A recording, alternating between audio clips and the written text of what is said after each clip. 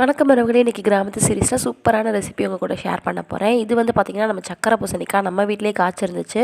தலைவரை வந்து பறித்து அப்படியே வந்து செம்மையாக கட் பண்ணி வந்து இங்கே வச்சுருக்கேன். பாதி மட்டும் தான் இன்றைக்கி செய்ய போகிறோம். ஒரு சட்டியில் வந்து எண்ணெய் ஊற்றிட்டு அதுக்கப்புறம் வந்து கடுகு, சீரகம், வெங்காயம், நம்ம வரமிளகா தலைவர் எல்லாரையும் உள்ளே இறக்கி விட்டிங்கன்னா அவங்க எல்லோரும் சூப்பராக வதங்கி வந்தோடனே நம்ம முக்கியமான சீஃப் கெஸ்ட்டான இந்த நம்ம சக்கரை பூசணிக்காயை வந்து செம்மையாக கட் பண்ணி வச்சுருந்தோம் இல்லையா. ஸோ இவனையும் சேர்த்துட்டு ரொம்ப முக்கியமான தலைவர் நம்ம கல்லுப்பு அவனையும் சேர்த்துட்டு நல்லா கிளறிட்டு அப்படியே வந்து ஒரு தட்டு போட்டு மூடி வச்சு வேக விடுங்க. கொஞ்சம் நேரம் வந்து மூடி வச்சு வேக விட்டு எடுத்திங்கன்னா வேறு லெவலாக வந்து இருப்பானுங்க.